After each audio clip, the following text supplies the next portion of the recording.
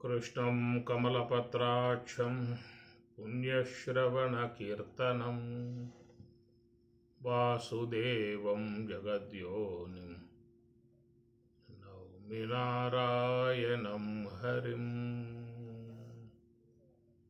नित्याय निरवध्याय सत्यानन्दचिदात्मने सर्वान्तरात्मने श्रीमद् वेङ्कटेशाय मङ्गलम्, श्रीनिवासाय मङ्गलम्। चित्तशान्तिकिनि श्रीपतिनाममु हतिन निज दिव्यौषधमु। चित्तशान्तिकिनि श्रीपतिनाममु हतिन निज दिव्यौषधमु। మొతపు బంధ విమోచనంబునకు చిత్తజ గురుడే చిద్ధౌషధము, అన్నిటికిది పరమౌషధము. వెన్నుని నామము విమలౌషధము, అన్నిటికిది పరమౌషధము. పరిపరి విధముల భవరోగములకు హరిపాద జలమే ఔషధము.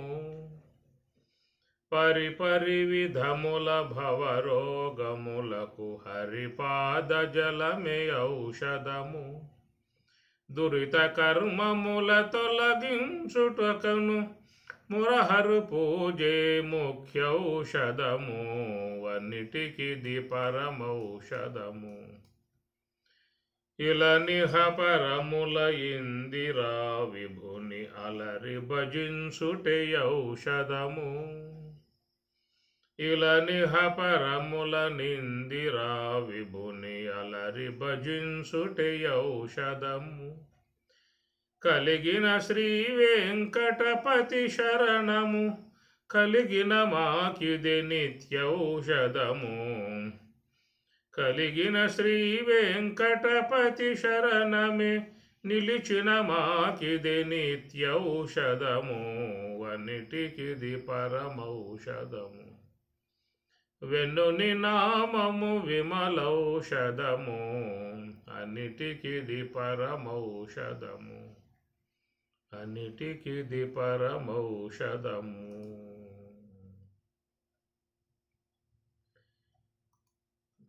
ఈశావాస్యం ఇదం సర్వం యత్కించ జగత్యాం జగత్తు, తేన త్యక్తేన భుంజీథా మా గృధః కస్యస్విత్తు ధనం.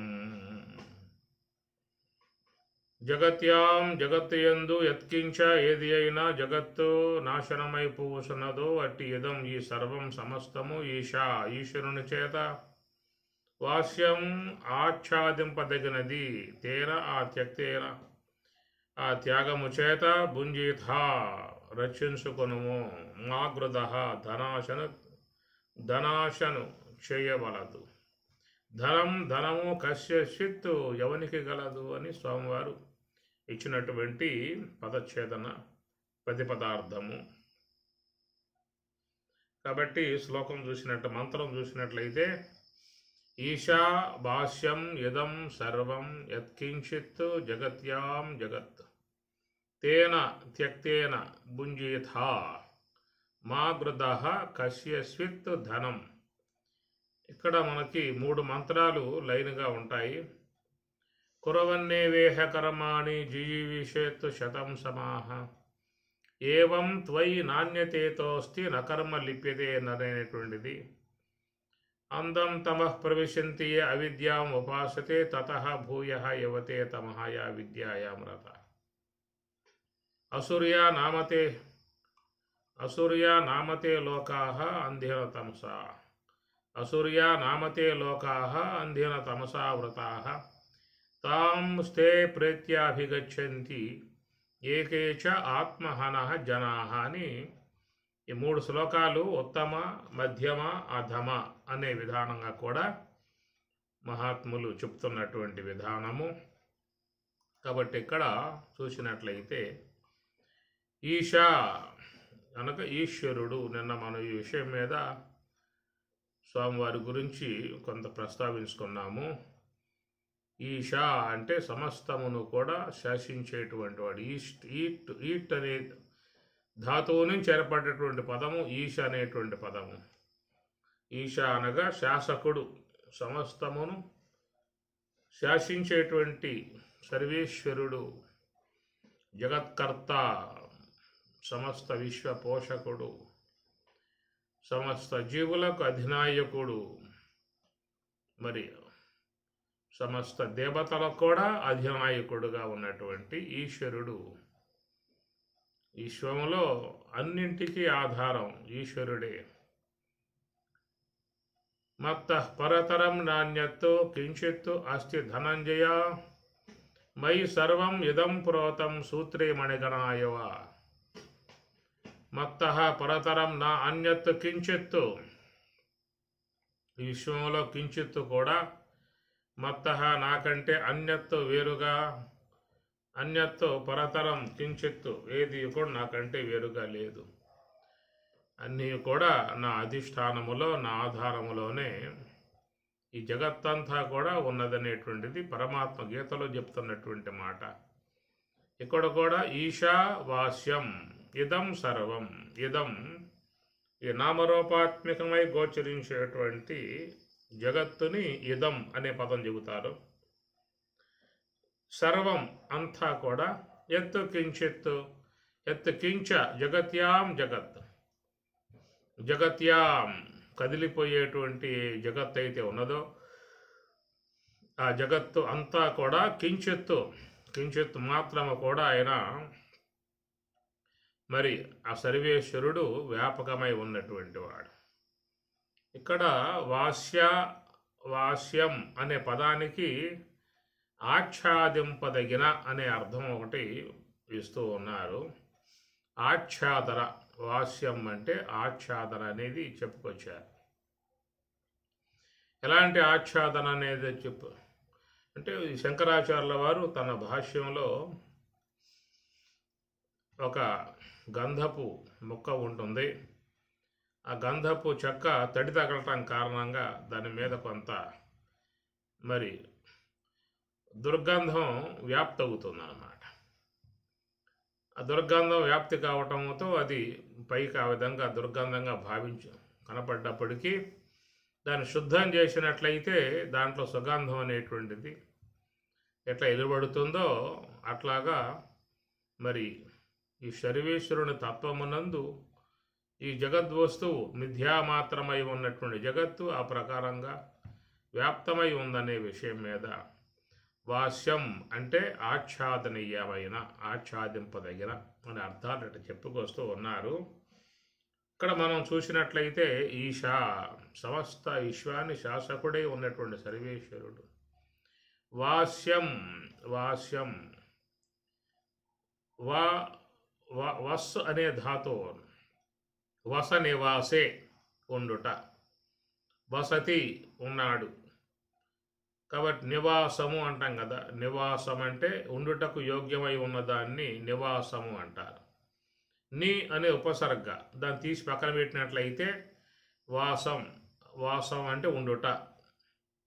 వాసుదేవ సర్వం వితి సహ మహాత్మ సుదుర్లభ. వాసుదేవ సర్వత్ర అంతటా వ్యాపకమై ఉన్నటువంటి స్వరూపాన్ని వాస అనే పదంతో వాడుతూ ఉంటారు.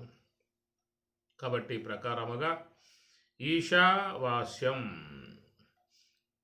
ఆ ఈశ్వరుడు మరి చూసినట్లయితే వాస్యం వస నివాసే నివాసమై ఉన్నాడు. ఇదం సర్వం, ఇదం అంటే మన కంటికి గోచరించేదాన్ని ఇదం అనే పదంగా చెబుతారు.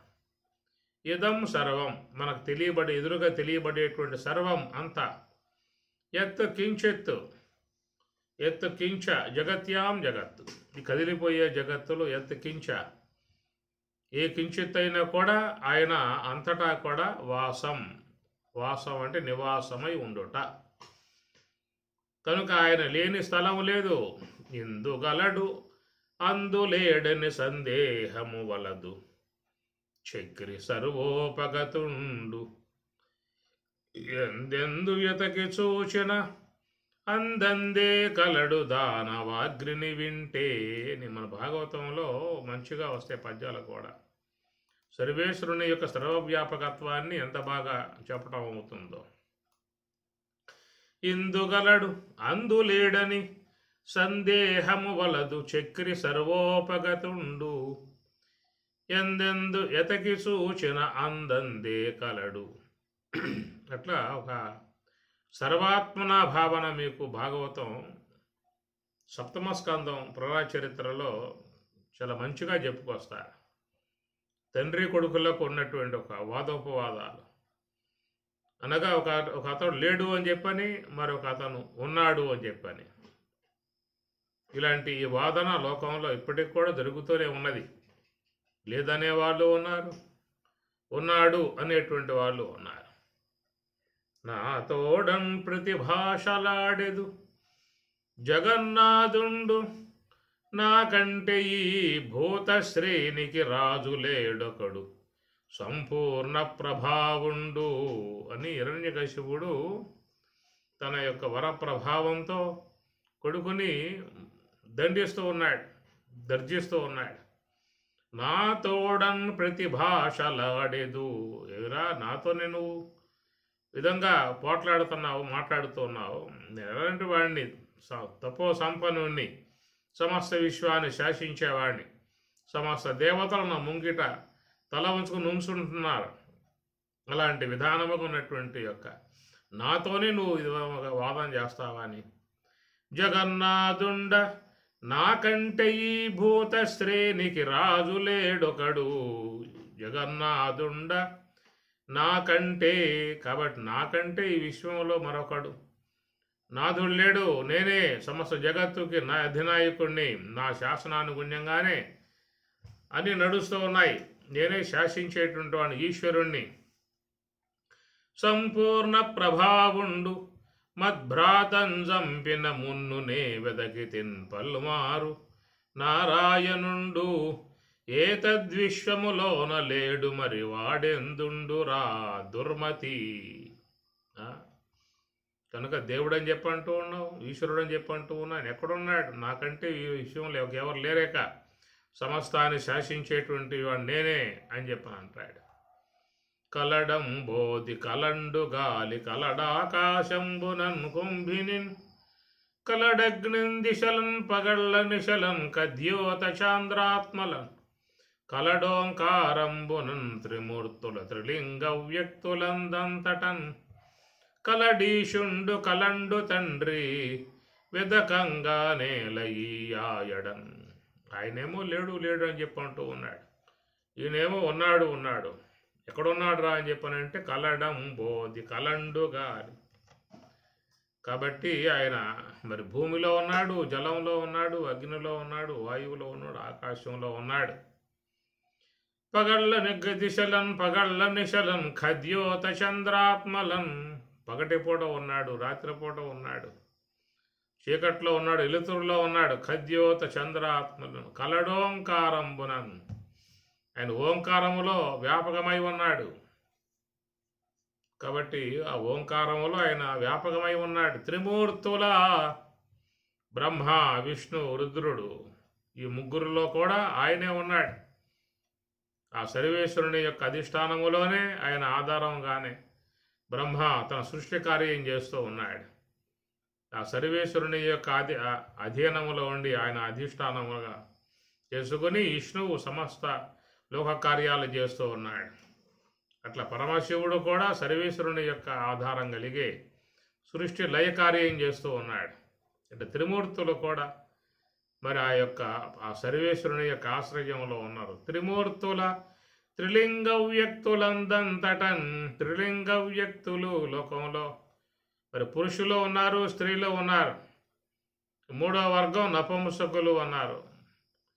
ఈ విధముగా ఉన్నటువంటి అందరి యందు కూడా ఆయన వ్యాపకమై ఉన్నాడు. కలడీషుండు కలండు తండ్రి వెదకంగా ఏలయ్యాడన్. హరి సర్వాకృతులను గలండనుచు ప్రహ్లాదుండు భాషింప సత్వరుడై ఎందును లేడని సుతుందైత్యుండు దర్జింప శ్రీ నరసింహాకృతి నుండి నచ్యుతుడు నానాజంగమస్తావరోత్కర గర్భంబులనన్ని దేశములనుద్దండ ప్రభావంబునన్. మరి ప్రకారంగా చూసినట్లయితే మరి హిరణ్యకశిపుడు లేడని చెప్పని ఆయన దర్శిస్తూ ఉంటే, ఉన్నాడని దర్శిస్తూ ఉంటే, మరి ఆ యొక్క సర్వేశ్వరుడట నరసింహాకృతి నుండి నచ్యుతుడు నానా జంగమ స్థావరోత్కర గర్భంబుల అన్ని దేశంబుల ఉద్దండ ప్రభావంబునన్. ఆయన ఆ సర్వేశ్వరుడు సమస్త విశ్వములో అన్ని పదార్థములలో ఆయన నిబిడీకృతమై వ్యాపకత్వము ఉన్నటువంటి వాడు. అంభోజాసనుడాదిగాల తృణపర్యంతంబు విశ్వాత్ముడై సంభావంబున నుండు ప్రోఢ విపుల స్తంభంబునందుండడే స్తంభాంతరగతుడైయుండుటకునే సందేహమున్ లేదు నిర్దంబత్వంబున నేడుగానబడు ప్రత్యక్ష స్వరూపంబునన్. ఈ విధముగా భగవంతుని యొక్క అస్తిత్వాన్ని గురించి భాగవతంలో ఎంత చక్కగా చెప్పుకొస్తారో. అందులో ఎక్కడ మరి ఈశావాస్యము కూడా ఈశావాస్యం కాబట్టి ఆ ఈశ్వరుడు వాస్యం వస నివాసే, ఆయన వాసమై ఉన్నాడు, నివాసమై ఉన్నాడు. ఎక్కడ ఉన్నాడు అంటే సమస్తము చెప్పుకున్నట్లుగా కలడంబోది కలండు గాలి కలడాకాశంబునను కుంభినిన్ కలడు అగ్నిన్ దిశలన్ పగళ్ళ నిశలన్ ఖద్యోత చంద్రాత్మలన్ కలడు ఓంకారం. అంతటా వ్యాపకమై ఉన్నటువంటి భగవత్ స్వరూపము ఈశ్వర తత్వము అని చెప్పని అన్నారు. కాబట్టి ఆ ఈశ్వరుడే శుద్ధ బ్రహ్మము కూడా. అనగా మాయ ఉపాధి ఉన్నంత వరకు ఆయనను ఈశ్వరుడు అని పిలుస్తారు. ఆ మాయ అనేటువంటి ఉపాధి కనుక తొలగిందా అంటే ఆయన కేవలం శుద్ధ బ్రహ్మమై ఉంటాడు. కాబట్టి మీకు 4వ అధ్యాయంలో పరమాత్మ చెబుతూ తస్య కర్తారం అపి మాం నన్ను తస్య దానికి కర్తగా మీరు భావించినప్పటికీ కూడా అకర్తారం అవ్యయం విద్ధి, నన్ను అకర్తగా తెలుసుకోండి అంటాడు. కాబట్టి ప్రకారముగా ఆ శుద్ధ బ్రహ్మమే సర్వేశ్వరుడుగా ఆయన భాషింపబడుతున్నటువంటి విధానము. కాబట్టి మూలశక్తి పరాశక్తి దాన్ని ఆసరాగా చేసుకుని ఆయన ఈశ్వరుడుగా విశ్వంలో భాషించుతూ ఉన్నాడు. కాబట్టి ఈశా అనే మాటలు చూడండి, ఈ అనేటువంటి పదము అమ్మవారు, ఈకారాంతము అమ్మవారికి చెప్పేటువంటి యొక్క అంశం ఈశా. కాబట్టి అమ్మవారితో చేరి ఉన్నటువంటి స్వామివారు ఆయన సర్వేశ్వరుడు, సమస్త విశ్వానికి అధినాయకుడు. కాబట్టి ఈశావాస్యం ఇదం సర్వం యత్కించ జగత్యాం జగత్తు. కాబట్టి ఈశావాస్యం ఇదం సర్వం, జగత్తులో అంతటా అణువణువు కూడా ఆయన వ్యాపకమై ఉన్నాడనే మాట. యత్ కించ జగత్యాం జగత్, కించ అంటే మరి ఆయన లేని చోటు చెప్పే అవకాశం లేదు, అంతటా ఉన్నాడు, అన్నింటి యందు ఉన్నాడు, వ్యాపకుడై ఉన్నాడు. ఆయన ఆజ్ఞానుసారముగానే విశ్వమంతా కూడా ప్రవర్తిస్తూ ఉన్నది. శాసకుడు, సర్వేశ్వరుడు, సమస్త శక్తి సమన్వితుడై ఉన్నటువంటి ఆయన ఈ జగత్తంతా కూడా వ్యాపకమై అంతటా ఉన్నటువంటి వాడు.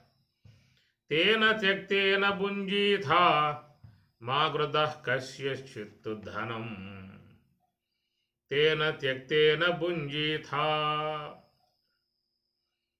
కాబట్టి విశ్వము సర్వేశ్వరుని చేత నిర్మింపబడ్డటువంటిదై ఉండగా మరి దాంట్లో ఉన్నటువంటి ఈ జీవులందరూ కూడా మరి ఆ సర్వేశ్వరుని యొక్క నిర్మాణములో చేరి ఉన్నటువంటి వారు.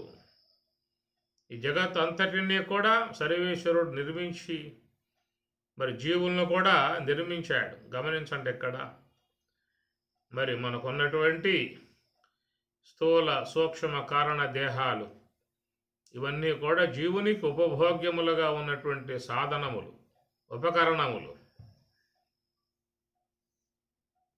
భుంజీథా అనుభవింపు అని చెప్పంటూ ఉన్నాడు. అందువల్ల ఇక్కడ చెప్పే మాటలు త్యక్తేన భుంజీథ, త్యక్తేన వదిలిపెట్టి అనుభవించుము. అంటే నాది అనేటువంటి మమకార భావాలు పెంచుకోవద్దని చెప్పిన అర్థం. జగత్తంతా కూడా సర్వేశ్వరుని యొక్క సొత్తు. ఎత్ కించ జగత్యాం జగత్తు, ఇదంతా కూడా భగవంతుని యొక్క సొత్తు. నాదనేటువంటిది ఈ విశ్వంలో ఏదీ లేదు.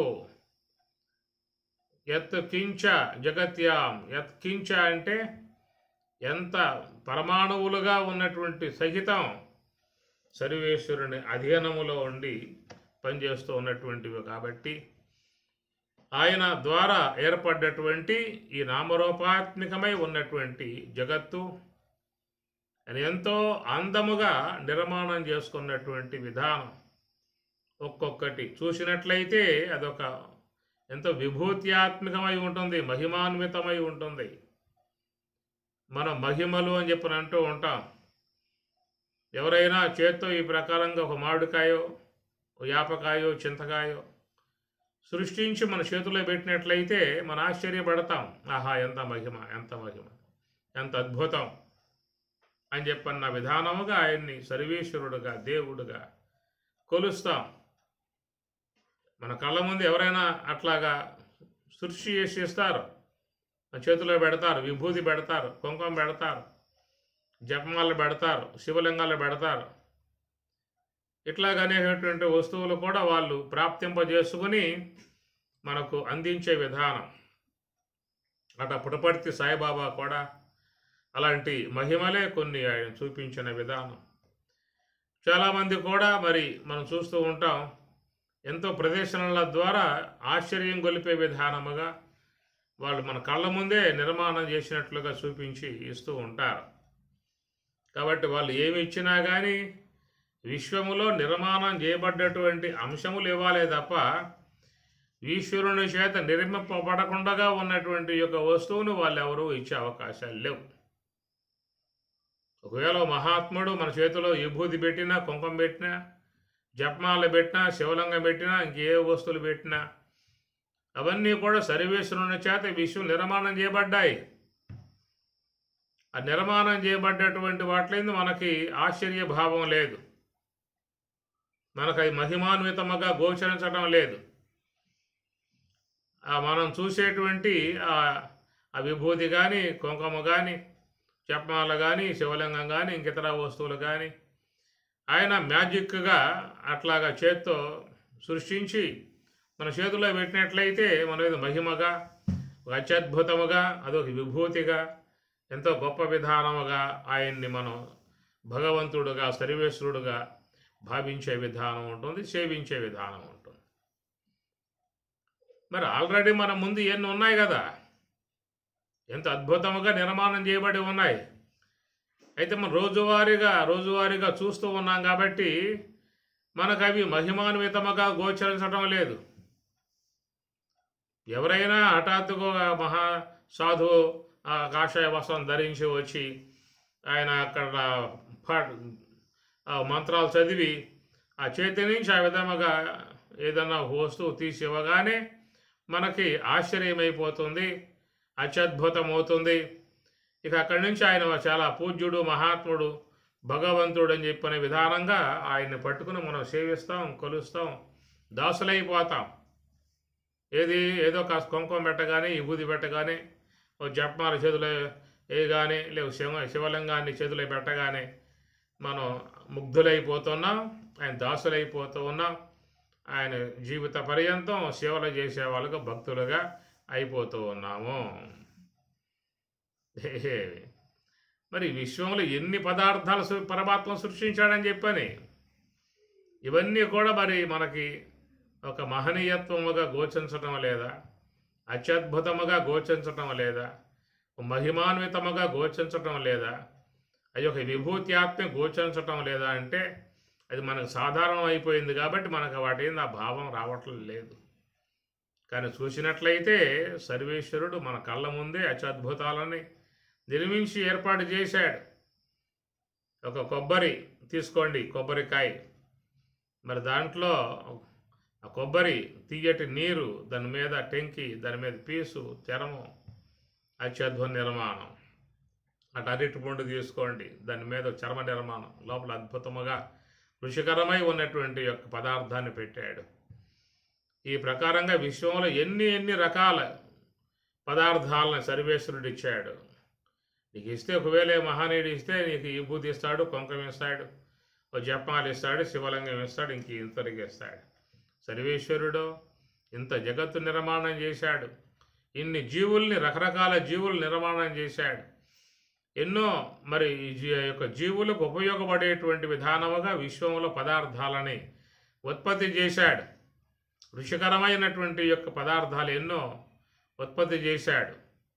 కనుక సర్వేశ్వరుని యొక్క నిర్మాణములు ఏర్పడ్డటువంటివి రకరకాలుగా ఉన్నటువంటి పప్పు ధాన్యములు కానీ, కూరగాయలు కానీ, పండ్లు కానీ, అనేకమైనటువంటివన్నీ కూడా మరి మానవునికి ఈ విశ్వంలో ఉన్న జీవుల కోసంగా ఆయన రకరకాలైనటువంటి వాటి రుచులతో, రసాలతో నిర్మించి ఏర్పాటు చేసి ఉన్నటువంటి విధానం. ఆ విధముగా మరి విశ్వంలో పంచభూతాల నుంచి ఏర్పడేటువంటి ఏ యొక్క పదార్థాలు ఉన్నాయో ఇవన్నిటినీ కూడా భుంజిథా, అది నీ కోసంగా నిర్మాణం చేశాను పరమాత్మ అంటూ ఉన్నాడు. కాబట్టి పరమాత్మ తన కోసం నిర్మాణం చేసుకోవాలా. ఆయన ఈ విశ్వంలో ఉన్నటువంటి జీవుల కోసం నిర్మాణం చేసినటువంటి విధానము. మరి ఆ నిర్మాణం చేసిన తర్వాత వాటిలను చక్కగా ఆస్వాదించటానికి మరి మనకి కొన్ని పరికరాలు ఉండాలి. దృశ్యం ఉన్నది, దాన్ని చూడగలిగే నేత్రం కావాలిగా. శబ్దం ఉన్నది, దాన్ని వినగలిగే చెవి కావాలి. రూపం ఉన్నది, దాన్ని చూడగలిగే నేత్రం కావాలి. రసం ఉన్నది, దాన్ని ఆస్వాదించగలిగే నాలుక కావాలి, జిహ్వేంద్రియం కావాలి. గంధం ఉన్నది, ఆ గంధాన్ని ఆగ్రహించేటువంటి యొక్క మరి ఘ్రాణేంద్రియం కావాలి. ఇవన్నిటినీ కూడా స్వామివారు నిర్మాణం చేసి ఇచ్చాడు మనకి. ఆయన చేసిన నిర్మాణమే, మనం పెట్టుకున్నటువంటివి కావు.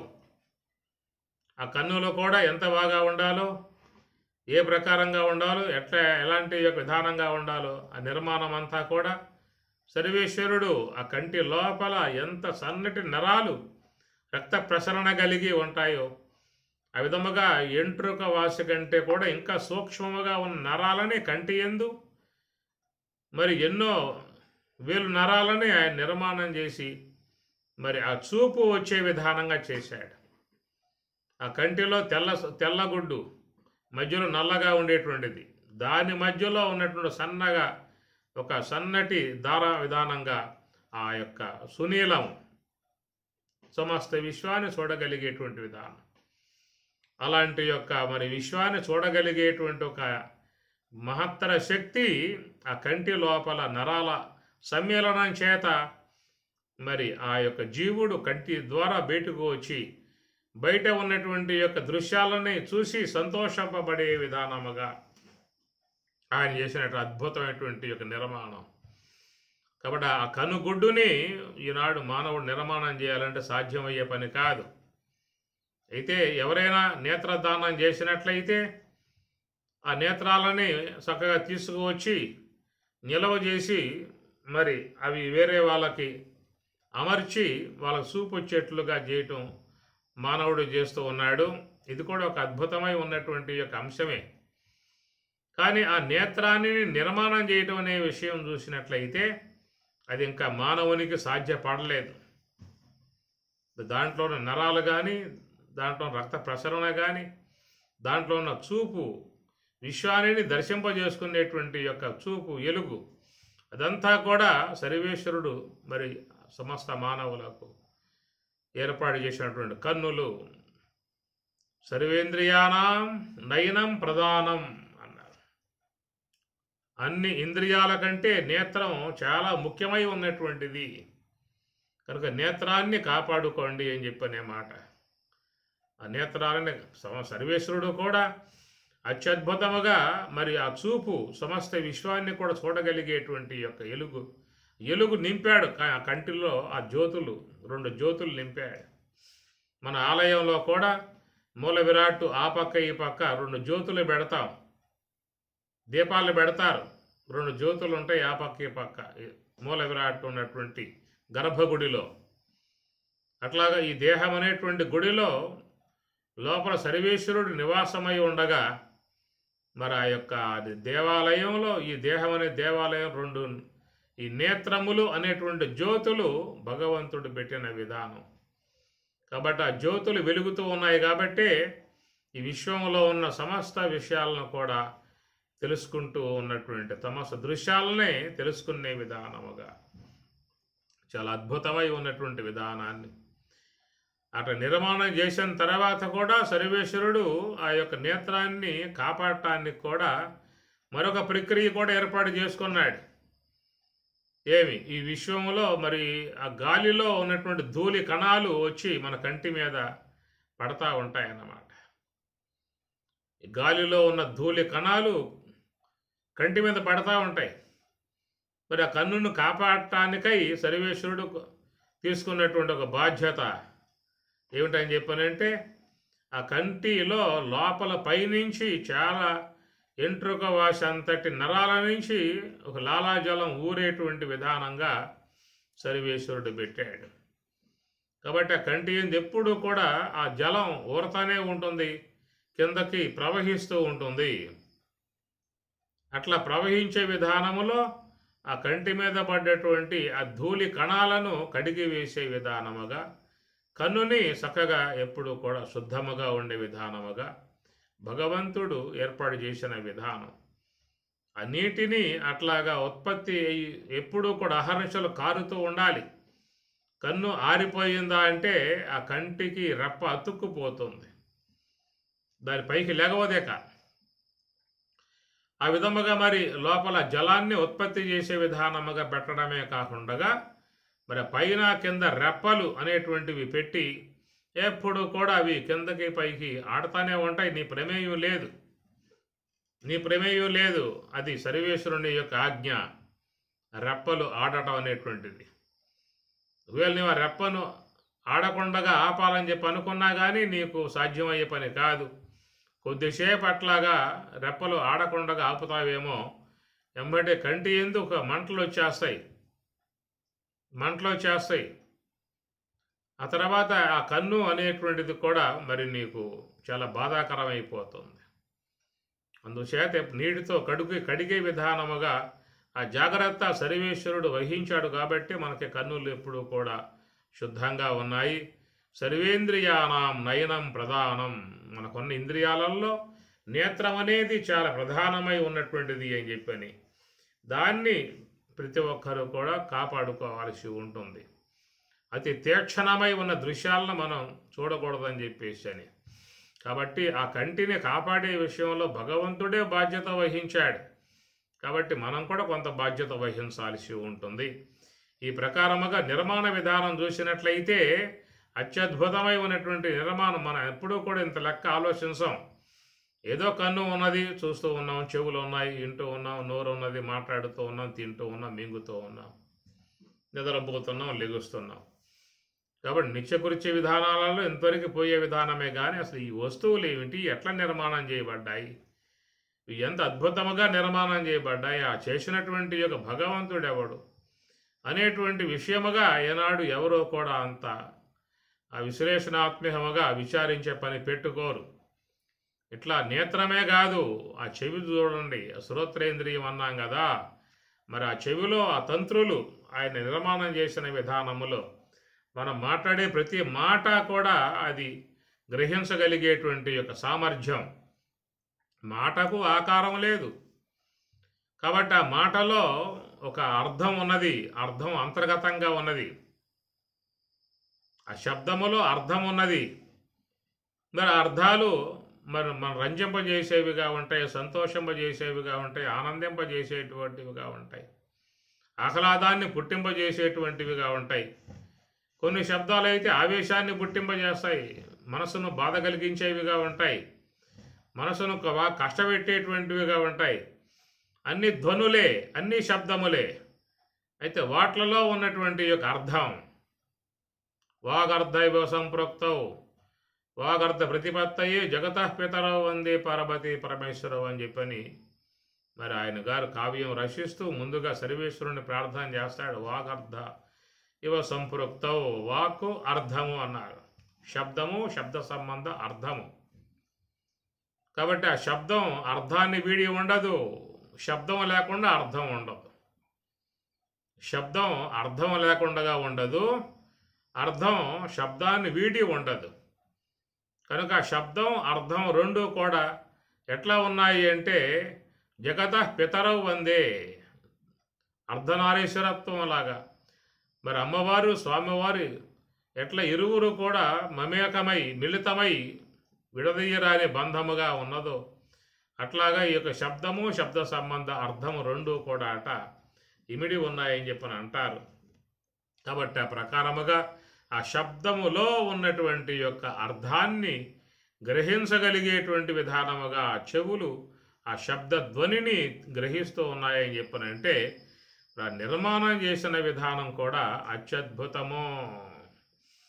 ఆ ప్రకారంగానే నాలుక యందు జిహ్వాగ్ర భాగములో ఉన్నటువంటి ఇంద్రియం దాని జిహ్వేంద్రియము అన్నారు.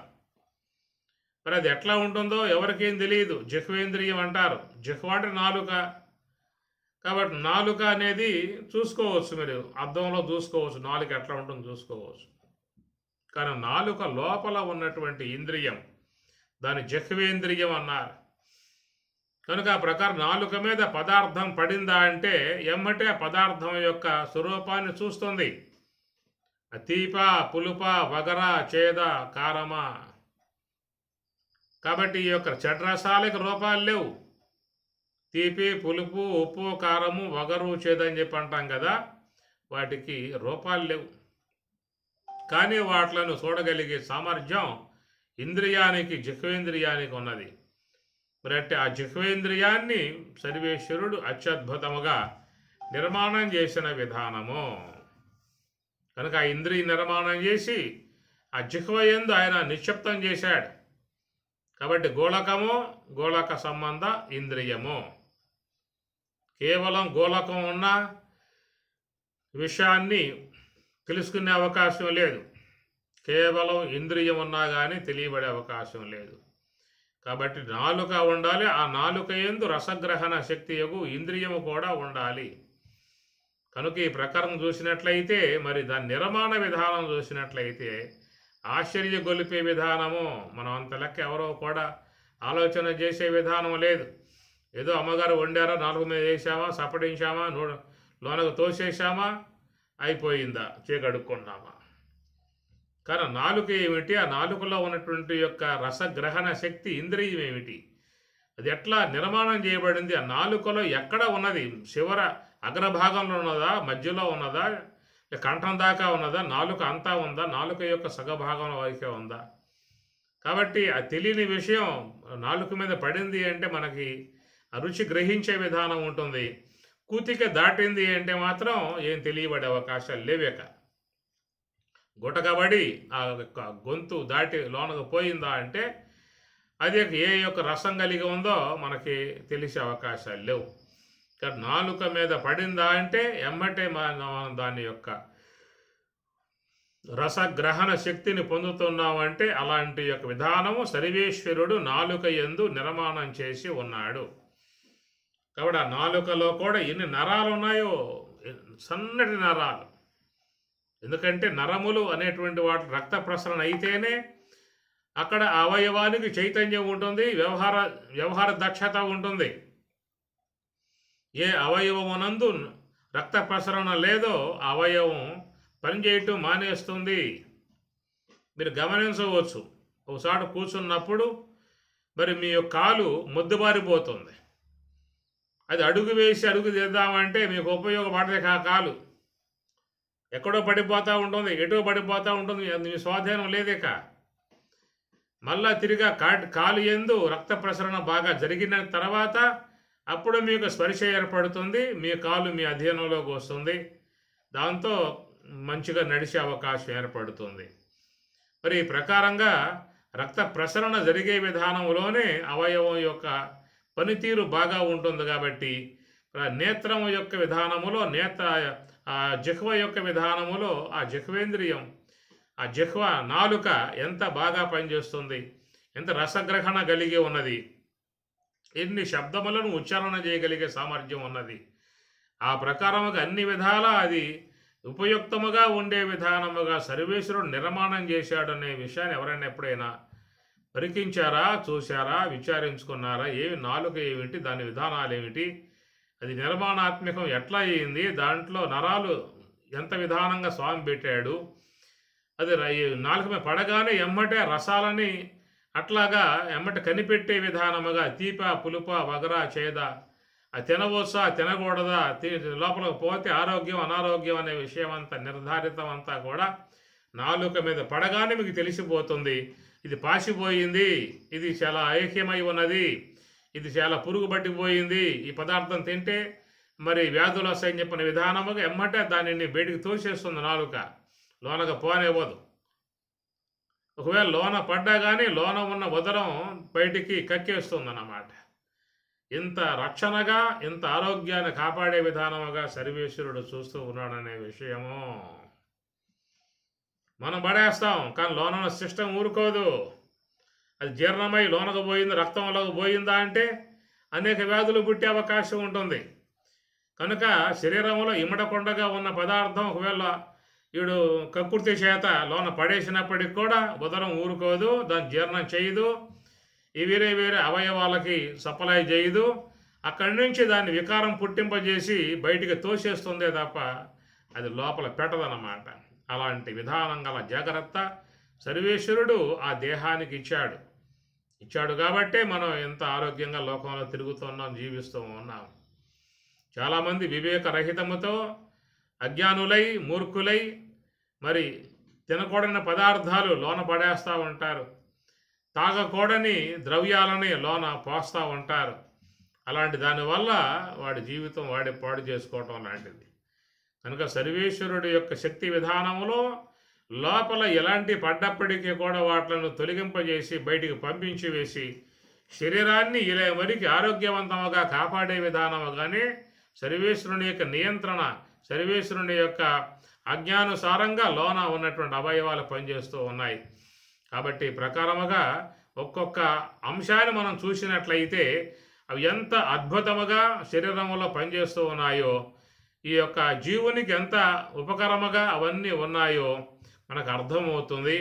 ఇట్లా జ్ఞానేంద్రియములు, శ్రోత్రము, త్వక్కు, జిహ్వ, మరి ఘ్రాణం అనే జ్ఞానేంద్రియాలు కానీ, ఇంకా అనుగుణ్యముగా ఉన్నటువంటి కర్మేంద్రియములు కానీ, ఇవన్నీ కూడా ఇంకా వాటికి లోపల ఉండి మేనుగా ప్రధానముగా ఉన్నటువంటి అంతఃకరణం అనే ఒక దాన్ని కూడా సర్వేశ్వరుడు నిర్మించి పెట్టినటువంటి విధానం.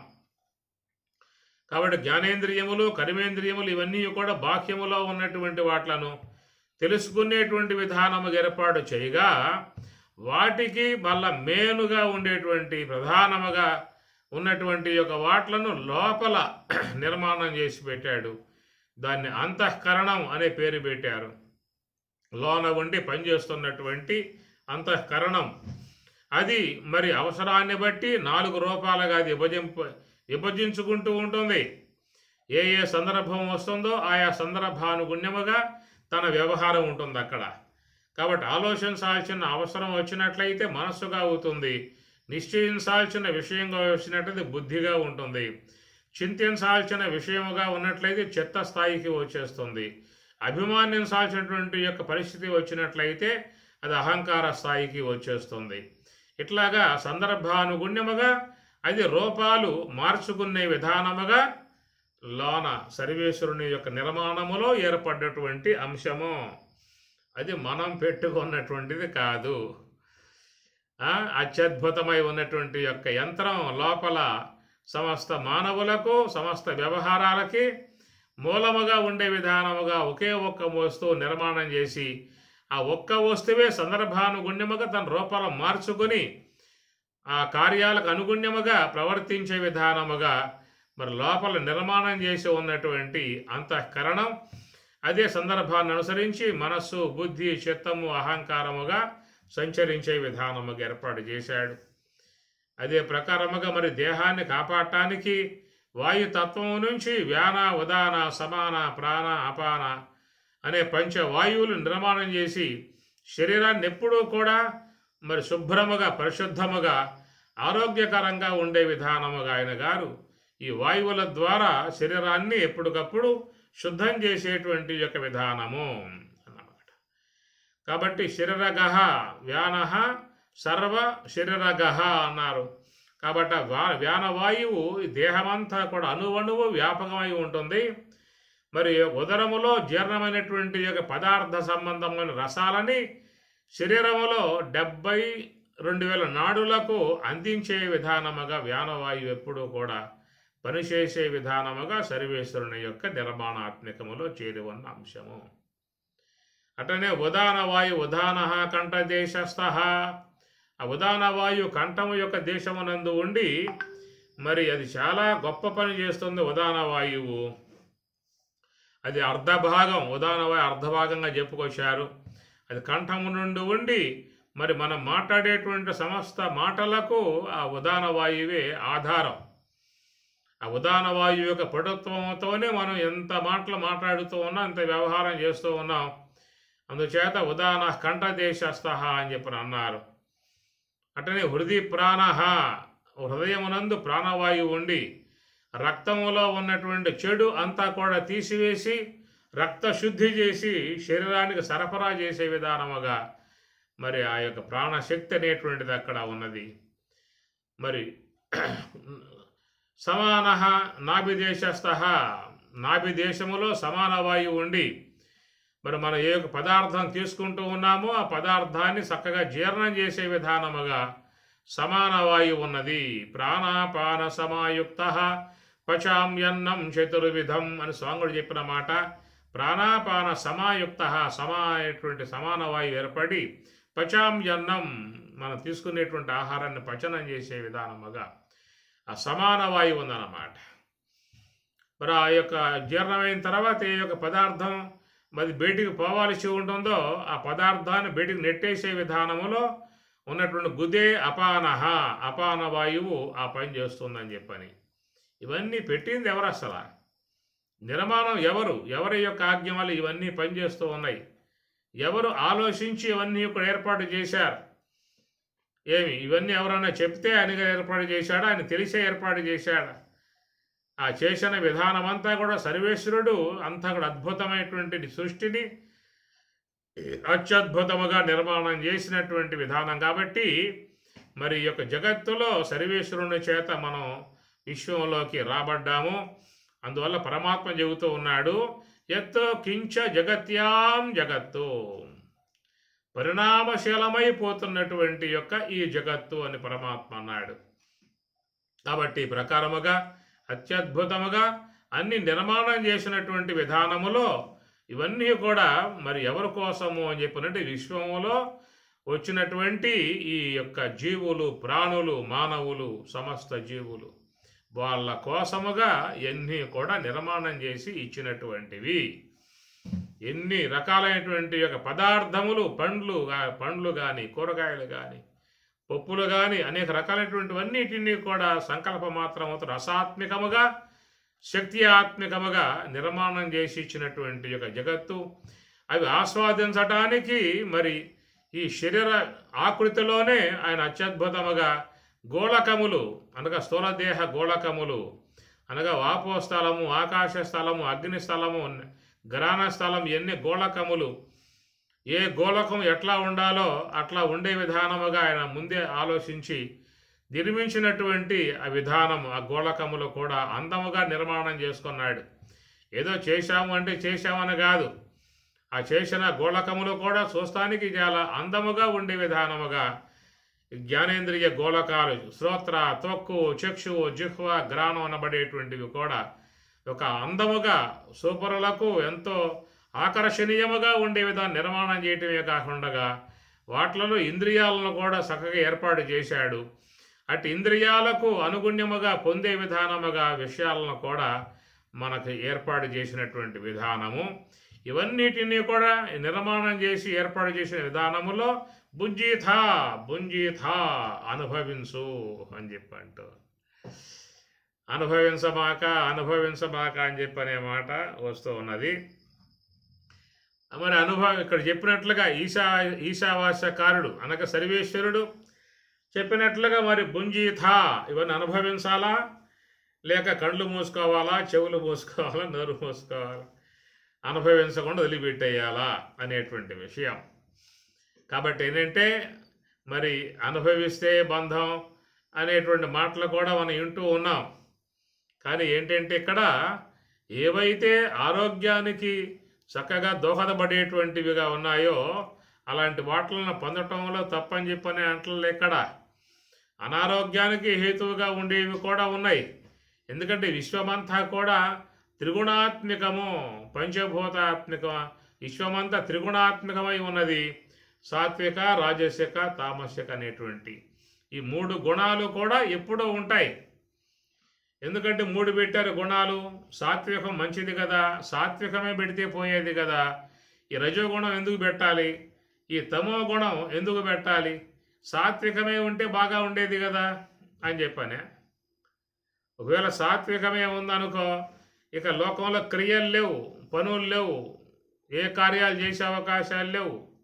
చేతులతో ఇవ్వటం పుచ్చుకోవటం ఉండదు, కాళ్ళతో గమనం ఉండదు, వాక్కుతో మాట్లాడటం ఉండదు, చేతులతో ఇవ్వటం పుచ్చుకోవటం ఉండదు, గుహ్యము ద్వారా రస విసర్జన చేసే విధానం ఉండదు, వాయువు ద్వారా మల విసర్జన చేసే విధానం ఉండదు.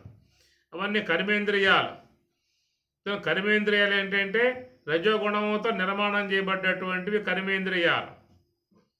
జ్ఞానేంద్రియములు సాత్వికంతో నిర్మాణం చేయబడ్డాయి కాబట్టి అవి తెలుసుకుంటాయి. నేత్రం చూస్తుంది, దృశ్యాన్ని చూస్తుంది, తెలుసుకుంటుంది. శ్రోత్రేంద్రియం శబ్దం వింటుంది, తెలుసుకుంటుంది. ఈ తెలుసుకునేటువంటి విధానం సాత్వికముల యందు ఉన్నది.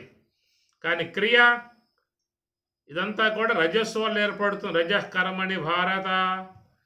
కాబట్టి వ్యవహారం ఉండాలి మన శరీరంలో.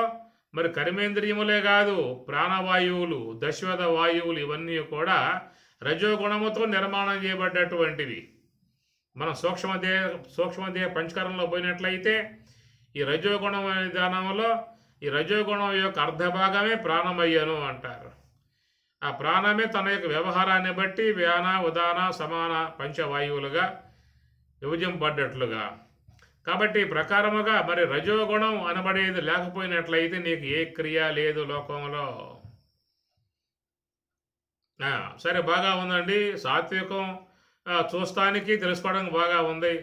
రజోగుణం అనేటువంటిది మరి చక్కగా పనులు చేసుకోవడానికి అవకాశముగా రజస్ అనేది అన్నారు, బాగానే ఉన్నది. ఈ రెండే పెడితే పోయేది కదా. తమస్సు ఎందుకు పెట్టడము, ఈ తమస్సుని ఎందుకు పెట్టడం అనేటువంటి మాట కూడా చూసినట్లయితే మరి ఆ తమస్సునే అజ్ఞానం అన్నారు, తమస్సు అన్నారు. మరి ఆ తమస్సు అనేటువంటిది లేకపోయినట్లయితే నీకు ఈనాడు నిద్ర లేదు. ఇంత జాగ్రత్త అవస్థలో అనేక కార్యములు చేసి అలసిపోయి ఉన్నటువంటి వారు ఒకంత విశ్రాంతిని పొందాలంటే, విశ్రమించాలి అని చెప్పనంటే సమస్త కార్య వ్యవహారం పక్కన పెట్టి కాస్త మనస్సు శాంతిగా విశ్రమించాలని చెప్పి అన్నట్లయితే నీకు ఆ తమో గుణం అవసరం. ఆ తమస్సు ఉండబట్టే రాత్రి సమయంలో నిద్రపోతూ ఉన్నావు. ఆ తమస్సు కనుక లేకపోయిందా అంటే తెల్లవారులు కూర్చోవటమే. పగలంతా షాపులో కూర్చుంటావు, రాత్రి అంతా ఇంట్లో కూర్చుంటావు, అంతే. నిద్రపోయే విధానం లేదు. ఇక మనస్సుకు అశాంతి అయిపోయి, మనస్సుకు బాధ అయిపోయి, మనస్సుకు చిరాకు అయిపోయి ఇక విశ్రాంతిని పొందుదామంటే మనస్సుకు అవకాశాలు లేవేక. ఇక మనసు అట్లా కూర్చోవాల్సిందే, ఆలోచనలు చేస్తూ ఉండాల్సిందే, అనేక అగసాట్లు పడాల్సిందే, వేదనలు పడాల్సిందే, బాధలు పడాల్సిందే. కాస్త అవన్నీ మర్చిపోయి ఒకంత ప్రశాంతముగా ఏదైనా మరి సమస్త విషయానికి ఎడంగా వచ్చి ఆనందిద్దామని చెప్పినంటే అవకాశం ఉండదు. కాబట్టి తమస్సు అనేది ఉండబట్టే మనం ఇవన్నీ విశ్రాంతిని పొందే అవకాశం ఉన్నది. మొత్తం పక్కన పారేస్తాం, రూములోకి పోతాం, హాయిగా ఫ్యాన్ వేసుకుని పడుకుంటాం.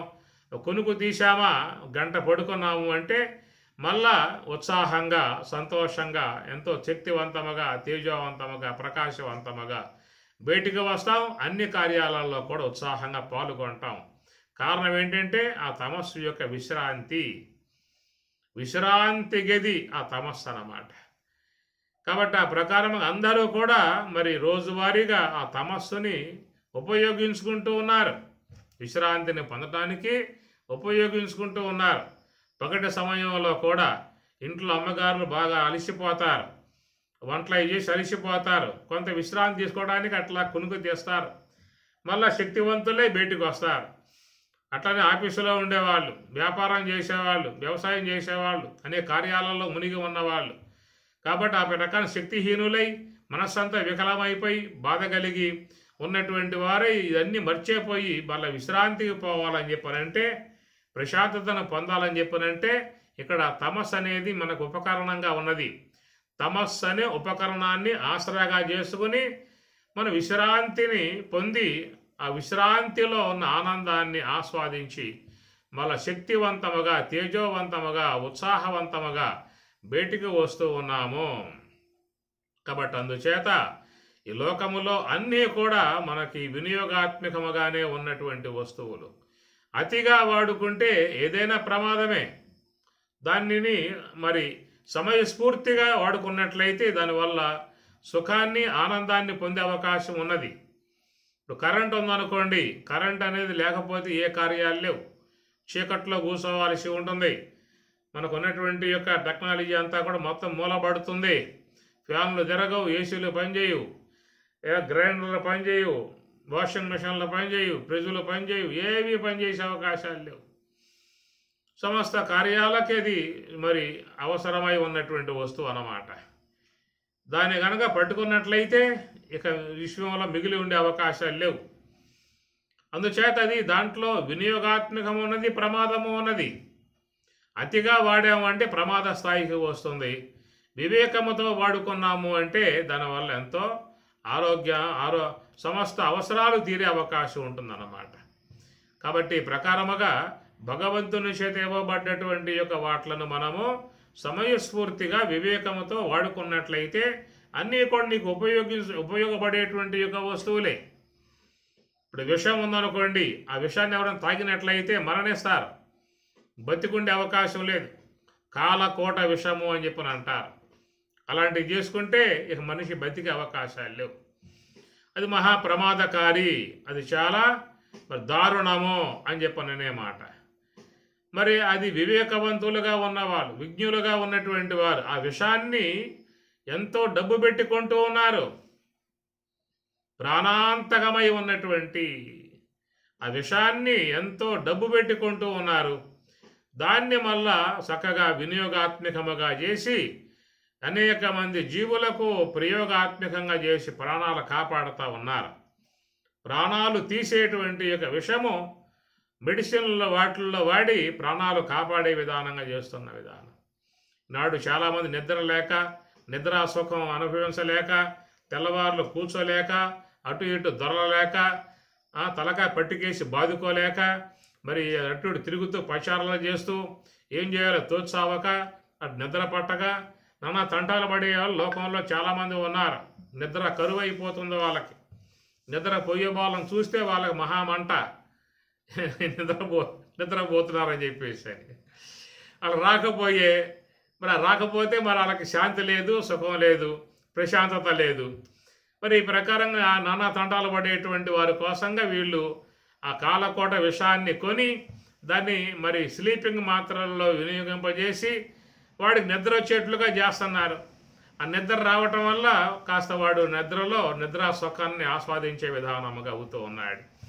మరి నిలువున చంపేటువంటి యొక్క విషమే వాడికి నిద్రా సుఖాన్ని ఇచ్చేదిగా అవుతుందన్నమాట. కాబట్టి ఏదైనా కానీ అతిగా వాడితే ప్రమాదమే.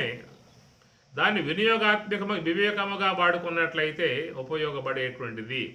కాబట్టి ఆ ప్రకారముగా సర్వేశ్వరుని చేత నిర్మింపబడ్డటువంటివన్నీ కూడా జీవులకు వినియోగాత్మకములుగా ఉన్నటువంటివి. ఎత్తు కించెత్తు జగత్యాం జగత్తు. ఎత్తు కించ. కించ అంటే చాలా సూక్ష్మముగా ఉన్నటువంటి, ఈనాడు మానవుడు తన వివేకముతో మరి సూక్ష్మాతి సూక్ష్మముగా ఉన్నటువంటి అణువులను, పరమాణువులను, ఎలక్ట్రాన్లు, ప్రోటాన్లు ఉన్నటువంటి యొక్క వాటిలను కూడా వినియోగాత్మకముగా తెచ్చుకొని మరి సౌరశక్తి అన్నారు. అటనే మరి అణుశక్తిగా దాని కరెంటుగా తీసుకుంటూ ఉన్నారు. అనేకటువంటి వాట్లుగా ఉపయోగిస్తూ ఉన్నారు. ఆ అణువులు, పరమాణువులే ఈనాడు విశ్వంలో అన్ని కార్యాలకు మూలమై ఉన్నటువంటివిగా ఉన్నాయి. 108గా చెప్పేటువంటి, వైజ్ఞానికంగా చెప్పేటువంటి యొక్క ఈ పరమాణువులే ఈనాడు అన్ని కార్యాలకు ఉపయుక్తముగా ఉన్న. పైన కొన్ని వేలు వేలు ఉపగ్రహములు మానవులు పంపించారు. అనగా భారతదేశంలో అన్ని రాష్ట్రాలు, గుజరాత్, ఆంధ్ర, అన్ని రాష్ట్రాల వాళ్ళు ఉత్పత్తి చేసి ఉపగ్రహాలు పైకి పంపుతూ ఉన్నారు. అట్లా ప్రపంచ దేశాలలో చూసినట్లయితే కొన్ని లక్షల ఉపగ్రహాలు పైన ఉన్నాయి. ఇవన్నీ కూడా టెక్నాలజీకి ఈనాడు మనం వాడుకుంటున్నామంటే, ఈనాడు జూమ్ కూడా చూసుకుంటున్నామని చెప్పానంటే వాటి యొక్క పరమాణువుల యొక్క ప్రయోగాత్మకంలోనే ఈ జూమ్ కార్యక్రమం కానీ, అట్లా పరమాణువుల యొక్క వినియోగాత్మకంలోనే మరి సెల్ ఫోనులు, వాటి ద్వారా వైర్లెస్ ద్వారా మాట్లాడుకోవటాలు, వైర్లెస్ ద్వారా ఎక్కడో ఉన్నటువంటి ఖండాంతరాలలో ఉన్నటువంటి వాళ్ళ బంధువులను చూసుకుంటూ వీడియో కాల్లో మాట్లాడుకునే విధానాలు, మరి నాడు అంతా కూడా మొత్తం కూడా మరి యొక్క ఇంటర్నెట్ యొక్క శక్తిలో ఈ మొత్తం ఉన్నాయని చెప్పానంటే అవన్నీ కూడా పరమాణువుల యొక్క శక్తి అని చెప్పిన అర్థం అన్నమాట. ఆ పరమాణువులలో అంత శక్తి నిగూఢమై నిక్షిప్తమై ఉన్నటువంటి విధానముగా సర్వేశ్వరుడు ఏర్పాటు చేసి ఉన్న విధానం. కాబట్టి ఇదం సర్వం యత్ కించ జగత్యాం జగత్తు. కదిలిపోయే నీ కళ్ళ ముందు కదిలిపోయేటువంటి యొక్క ఏ జగత్ అయితే కించిత్తు ఉన్నదో అంతా కూడా ఈశా వాస్యం. వాస్యం అంటే వస నివాసే, వాసం చేస్తూ ఉన్నాడు. పరమాత్మ వాట్లలో వాసముగా ఉన్నాడు, నివాసముగా ఉన్నాడు. ఆయన అక్కడ నిక్షిప్తమై ఉన్నాడు. ఎక్కడంటే కించ అంటే పరమాణువుల సహితం కూడా ఆయన లోపల బయట. ఎత్ కించిత్ జగత్సర్వం దృశ్యతే శ్రూయతే పివా అంతర్బహిశ్చ తస్సర్వం వ్యాప్య నారాయణ స్థిత అని మంత్రపుష్పం. యచ్చ కించిత్ జగత్సర్వం దృశ్యతే శ్రూయతే పివా. దృశ్యతే నువ్వు చూసేది కానీ, శ్రూయతే నువ్వు వినేది కానీ. ఎత్ కించ, కించ అంటే అణువులు, పరమాణువులు సహితం వరికి. అంతర్బహిశ్చ లోపల బయట అంతటా వ్యాప్య నారాయణ. ఆ సర్వేశ్వరుడే వ్యాపకమై ఉన్నటువంటి జగద్విధానం గనుక ఆ జగత్తులో ఉన్నటువంటి యొక్క సకల మానవులకు ఇవన్నీ కూడా వినియోగాత్మకముగా ఉన్నటువంటి విధానములో భుంజీథా అనుభవించు అనే మాట పరమాత్మ వాడుతూ ఉన్నటువంటి విధానం. దాంట్లో ఉన్నటువంటి ఇంకా కొన్ని అంశాలు మనం చర్చించుకోవాల్సి ఉంటుంది. వాటిని కూడా మనం ముందు చూసే ప్రయత్నం చేద్దాం.